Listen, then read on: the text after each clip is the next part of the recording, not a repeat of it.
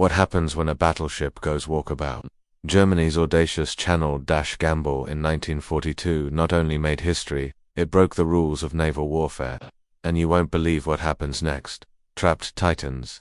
By early 1942, Germany's three capital ships, the battleships Scharnhorst and Gneisenau and the heavy cruiser Prinz Eugen, were stranded in Brest, France. After successful commerce raiding in the Atlantic, sinking 116,000 tons of shipping, they required repairs, RAF bombing damage, especially to Gneisenau, which had been crippled by a heroic Beaufort bomber. Attack in April 1941, Scharnhorst had also taken hits from aerial bombs. Hitler's directive. Fearing an Allied invasion of Norway, Hitler ordered the Kriegsmarine to relocate the ships to German ports. But as one Kriegsmarine officer noted, the British won't believe we'd be so reckless. Overruling his naval commanders, who deemed the Channel route suicidal, Hitler insisted on Unternehmen Cerberus, Operation Cerberus, betting on surprise and overwhelming Luftwaffe support. German planning, the 320-mile Channel passage, lasting 13 hours at 30 knots, was chosen over the longer Iceland route. Advantages included shorter transit time, continuous air cover, and the element of surprise. Luftwaffe ace Adolf Galland then orchestrated history's first integrated air-naval umbrella. Operation Donegal Thunderbolt. 250 fighters flew relay sorties at wave-top height to evade radar.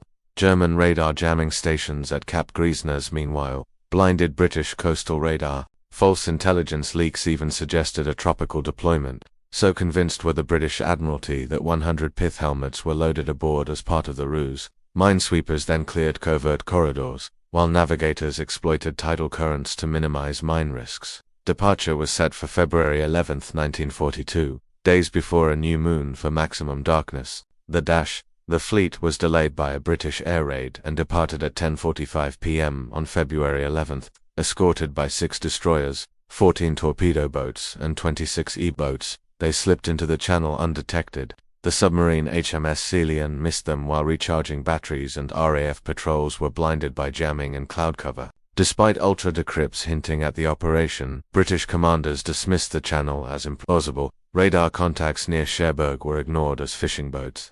Full alert was only raised at 11:30 a.m. on February 12th, after the fleet passed over. The battle. As the fleet approached Dover, coastal artillery opened fire but scored no hits. Motor torpedo boats attacked but were driven off by destroyers and E-boats. At 3:40 p.m., 6 obsolete ferry Swordfish biplanes of 825 Squadron led by LTCDR Eugene Esmond attacked through blizzards and 250-plus German fighters. All 6 were shot down.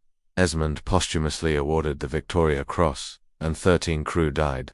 Not one torpedo hit its target. Off Holland, Scharnhorst struck 2 mines and Gneisenau 1. Both lost power and steering, but they limped into German ports by February 13th. Aftermath. The Germans celebrated a miracle. Only 22 aircraft and 48 personnel killed. Hitler awarded Ciliax the Knight's Cross. The British were humiliated. Winston Churchill ordered an inquiry, calling it the worst blow since the loss of the Hood. The Times denounced it as a fiasco. Ironically, the relocated ships never again threatened Atlantic convoys. Gneisenau was bombed in dry dock on February 26th and never sailed. Scharnhorst was sunk at North Cape in 1943. Prinz Eugen survived but saw limited action. Legusi. Operation Fuller's failures forced integrated command systems between the RAF and Royal Navy. Radar coverage and rapid response protocols were overhauled. But perhaps most importantly, it showed how audacity, electronic warfare, and air-sea coordination could overcome numerical inferiority. A model later studied for modern naval operations, it also underscored the brutal calculus of war. As torpedoman Dennis Bond of HMS Witched recalled, they looked like the Houses of Parliament.